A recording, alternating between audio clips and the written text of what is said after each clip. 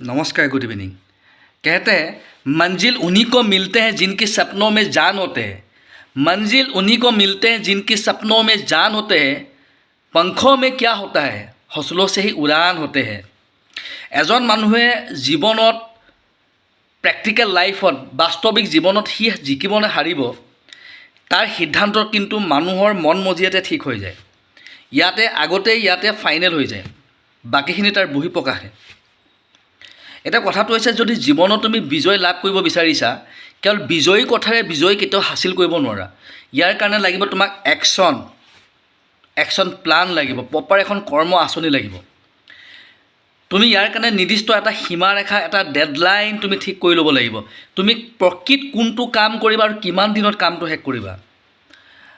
তোমাৰ 2 বছৰত শেষ কৰিবা নে 3 বছৰ লাগিব নে 1 বছৰ লাগিব নে 5 বছৰ লাগিব। ইয়াৰ কাৰণে প্ৰপাৰ এক ডেডলাইন বা এণ্ডলাইন ঠিক কৰা। আৰু তাৰ কাৰণে প্ৰত্যেক সেই কামখিনিক তুমি সৰু সৰু ভাগত পুনৰ ভাগ কৰি লোৱা। মান্থলি বেচিছত ভাগ কৰা, উইকলি বেচিছত ভাগ কৰি লোৱা। তাৰপিছত তুমি সেই কামটোৰ কাৰণে কোন মানুহক লগ কৰিবা, ডেইলি কিমানজনক লগ কৰিবা। লগ কৰাৰ পিছত সেই মানুহজনৰ লগত কি কথা পাতিবা, আগতীয়াকৈ স্ক্ৰিপ্ট ৰেডি কৰি লোৱা, আগত প্ৰেক্টিছ কৰি লোৱা। এজন মানুহক তুমি কিমান সময় দিবা আৰু কি জেগাত তুমি যাবলগীয়া হ'ব পাৰে, কেনেকুৱা কোনো মানুহৰ পৰা তুমি সহায় ল'বা। এজন মানুহক সহায় ল'বলৈ যাওঁতে তেওঁৰ আগত আৰু কিমানজন মানুহক লগ কৰিবলগীয়া হ'ব পাৰে। তুমি ক'ত যাব লাগিব, কাৰোবাৰ ঘৰত যাব লাগিব নে ক'ৰবাৰ অফিচত যাব লাগিব নে তেওঁৰ দোকানত, তেওঁৰ চেম্বাৰত লগ কৰিব লাগিব। প্ৰপাৰ এখন আঁচনি প্লেনিং বনোৱা। দিনটোৰ ভিতৰত তুমি কিমান ঘণ্টা কাম কৰিবা, কিমান ঘণ্টা ৰেষ্ট ল'বা, ৰাতিপুৱা কেতিয়া ওলাবা, গধূলি কাম কেতিয়া সামৰণি মাৰিবা। প্ৰত্যেক দিনে এনালাইচিছ কৰা আৰু সেইমতে ডেইলি কাম কৰি যোৱা। ইয়াকে কোৱা হয় প্ৰপাৰ প্লানিং, এখন কৰ্ম আঁচনি। তো তুমি নিজে যেতিয়া এটা কাম স্থিৰ কৰিলা, সেই কামটোক সঠিক ৰূপত যদি এটা ফলাফল তুমি দেখি পাবলৈ বিচাৰা বা এটা ফলাফল বিচাৰিছা, ভাল পৰিণাম বিচাৰিছা, তেতিয়াহ'লে প্ৰপাৰ প্লানিং বনোৱাৰ পিছত তাক এক্সিকিউট কৰা, হাতে কামে লাগি যোৱা। তো তুমি তোমাৰ কাম কৰি যোৱা, তোমাৰ প্ৰচাৰ আপোনাপুনি হ'ব। কেতিয়াও কোনো কাম কৰোঁতে তাৰ লাভ লোকচান, তাৰ পৰিণাম ফলাফল কিন্তু কেতিয়াও আগতে নাভাবিবা।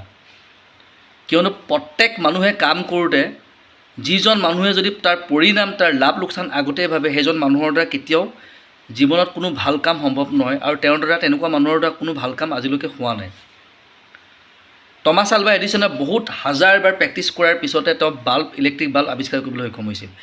1008 বাৰ ফেইলিয়ৰ হৈছিল KFCৰ ফাউণ্ডাৰ কৰ্নেল চেণ্ডাৰ্ছ। এমাজনৰ মালিক জেফ বেজ'ছ, বহুত বছৰলৈকে তেওঁৰ কিতাপেই বিক্ৰী হোৱা নাছিল। তাৰপিছতে তেওঁৰ এখন দুখন, এটা দুটাকৈ কৰোঁতে আজি $1 মিলিয়ন ডলাৰৰ কোম্পানী খাৰা কৰিবলৈ সক্ষম হ'ল। গতিকে পৰিণাম ফলাফল লৈ কেতিয়াও চিন্তা নকৰিবা, মুঠতে তুমি কাম কৰি যোৱা। আৰু প্ৰথম অৱস্থাত তোমাক কোনেও গুৰুত্ব নিদিয়ে আৰু কথাৰে তুমি কেতিয়াও কাকো প্ৰভাৱ বিস্তাৰ কৰিব নোৱাৰা। তুমি কাম কৰা মাথো, কামেহে তোমাৰ পৰিচয় দাঙি ধৰিব। তোমাৰ প্ৰভাৱ কামৰ দ্বাৰাহে পৰিব সমাজ, ছ'চাইটিত। যিসকলে আজি তোমাক লৈ হয়তো কোনোবাই বিভিন্ন ধৰণৰ কথা ক'ব পাৰে, তোমাক হাঁহিব পাৰে, একো কথা নাই, তাক গুৰুত্ব নিদিবা। মাথো আগবাঢ়ি যোৱা, কেৱল আগবাঢ়ি যোৱা। Hope like the video'.